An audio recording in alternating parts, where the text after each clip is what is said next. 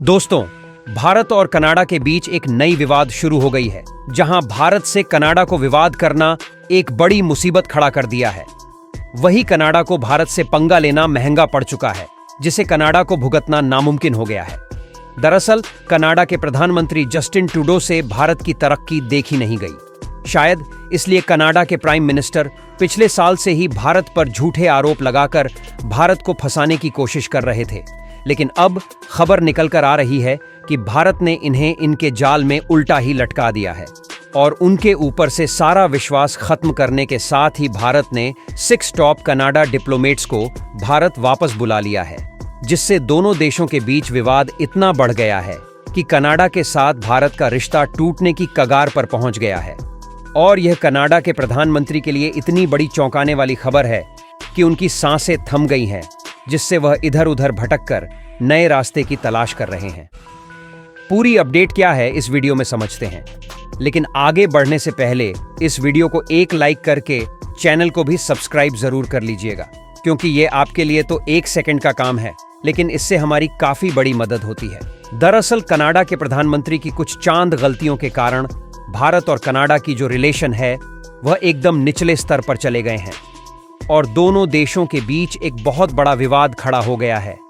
यह बात 14 अक्टूबर की है, जब भारत ने हाल ही में कनाडा में मौजूद एनओए यानी कि राजदूतों को भारत ने बुलाया और उनसे साफ शब्दों में कह दिया है कि हम तुम्हारे साथ कोई भी संबंध नहीं रखना चाहते। और इसी के साथ साथ भारत ने कनाडा में जो डिप्लोमेट्स यानी कि राजदूतों को भेजा हुआ है, उनमें जो टॉप 6 डिप्लोमेट्स थे उन्हें वापस बुला लिया। और ऐसा भारत को इसलिए करना पड़ रहा है क्योंकि भारत के सर से पानी अब ऊपर जा चुका है और अब कनाडा को सबक सिखाने के लिए केवल एक ही ऑप्शन रह गया है, क्योंकि इन सब के पीछे बहुत बड़ी वारदात है जो कि पिछले साल से ही चली आ रही है। इस समय आप लोग जिस व्यक्ति को देख रहे हैं, इनका नाम हरदीप सिंह निज्जर है, जो कि खालिस्तान टाइगर फोर्स के लीडर माने जाते हैं और इन्हें आम तौर पर दुनिया आतंकी की तरह देखती है। वैसे तो यह कनाडा के एक नागरिक है, लेकिन उससे पहले यह भारत के मोस्ट वांटेड आतंकी में से एक है, जिन्हें भारत ने साल 2020 में आतंकी घोषित कर दिया था। लेकिन पिछले साल सितंबर 2023 में किन्हीं अज्ञात लोगों द्वारा गोली मारकर उनकी हत्या कर दी गई। लेकिन इसका आरोपी सीधे तौर पर कनाडा के प्रधानमंत्री ने भारत की एजेंसियों पर लगाया और उनका कहना है कि इन्हें मरवाने में भारत के किसी सीनियर डिप्लोमेट का हाथ है।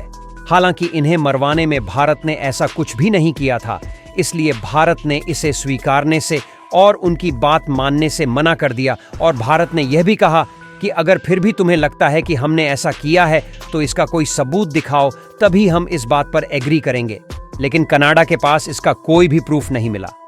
फिर भी उसके बावजूद बार बार उनके द्वारा बेबुनियाद रूप से भारत पर झूठे आरोप लगाए जा रहे थे, क्योंकि जल्द ही कनाडा में चुनाव होने वाला है और वहां पर जो ज्यादातर जनसंख्या है वह सिख लोगों की है और सिख लोगों वहां के खालिस्तानी हैं।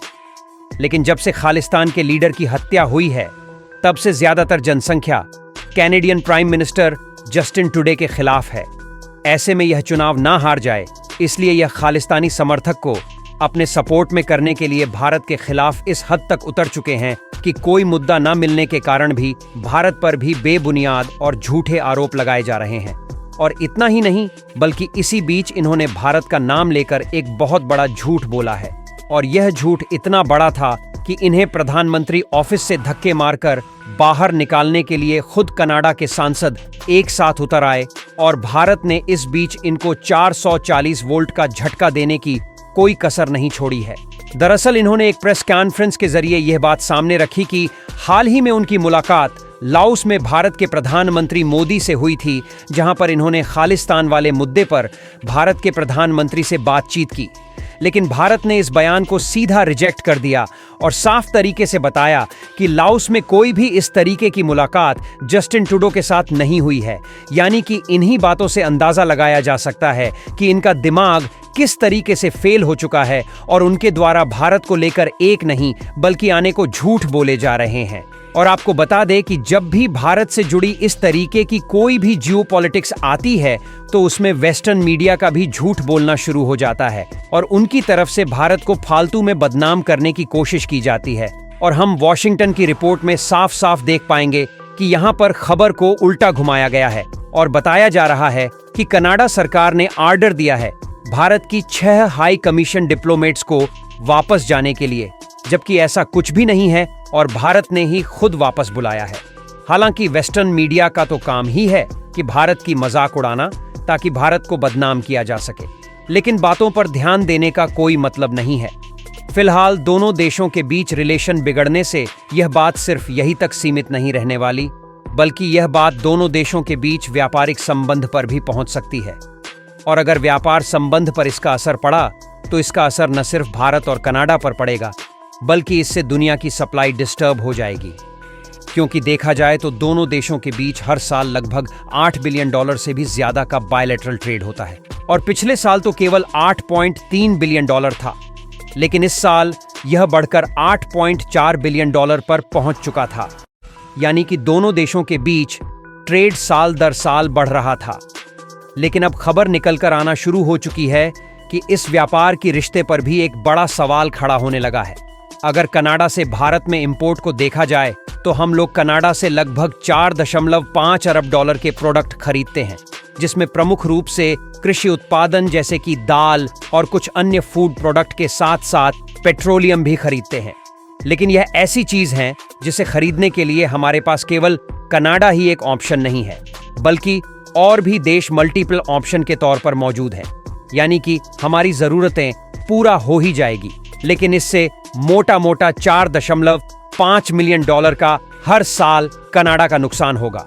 और अगर एक्सपोर्ट को देखा जाए तो हम केवल $3.8 बिलियन के सामानों को हर साल कनाडा में एक्सपोर्ट करते हैं। यानी कि हमारा हर साल लगभग 700 से 800 मिलियन डॉलर का व्यापार घाटा कनाडा के साथ होता है। लेकिन हमारा एक्सपोर्ट भले ही $3.8 अरब का ही है, लेकिन इसमें हम लोग ऐसी वस्तुएं कनाडा को एक्सपोर्ट करते हैं जिसके लिए वह कनाडा दूसरे देश से अपनी जरूरत पूरा नहीं कर सकता, क्योंकि भारत के द्वारा कनाडा को इंडस्ट्रियल सेवाएं देने के साथ साथ फार्मास्यूटिकल यानी कि दवाइयां, कपड़े और आभूषण एक्सपोर्ट किए जाते हैं। और इसमें फार्मास्यूटिकल्स यानी कि दवाइयां और आभूषण दो ऐसे प्रोडक्ट हैं जिसे कनाडा किसी भी हद में जाकर भी दूसरे देश से लेना नहीं चाहेगा, क्योंकि भले ही भारत गोल्ड प्रोडक्शन के मामले में पीछे है, लेकिन भारत गोल्ड इंपोर्ट करके सस्ते दामों में जितने अच्छी क्वालिटी के आभूषण दे देता है और कोई दूसरा देश नहीं दे सकता। और ना ही कनाडा कभी यह भी चाहेगा कि वह दूसरे देश से दवाइयां वाला प्रोडक्ट खरीदे, क्योंकि भारत की दवाइयां दुनिया भर के देशों में एक्सपोर्ट की जाती है और क्वालिटी में उत्तम होने के साथ सबसे ज्यादा विश्वसनीय भी मानी जाती है। और देखा जाए तो यूरोप के देश ऑलरेडी यह चाहते हैं कि भारत उन्हें ज्यादा से ज्यादा फार्मास्यूटिकल प्रोडक्ट एक्सपोर्ट करें, यानी कि हमारे पास मार्केट एक्सेस की कमी नहीं है। इससे हमारा ज्यादा नुकसान नहीं होगा। इसका मेजर इंपैक्ट केवल कनाडा पर ही पड़ेगा। फिलहाल आपको क्या लगता है कि कनाडा के साथ हमें अपना संबंध मजबूत बनाकर रखना चाहिए या नहीं? अपनी राय कमेंट में जरूर बताइए और इस वीडियो को लाइक करके अपने दोस्तों से शेयर जरूर करिए ताकि उन्हें भी जानकारी मिल सके। इसी तरह और भी जानकारी वीडियो देखने के लिए चैनल को सब्सक्राइब करके बेल आइकन को प्रेस कर ले। मिलते हैं अगले वीडियो में। जय हिंद।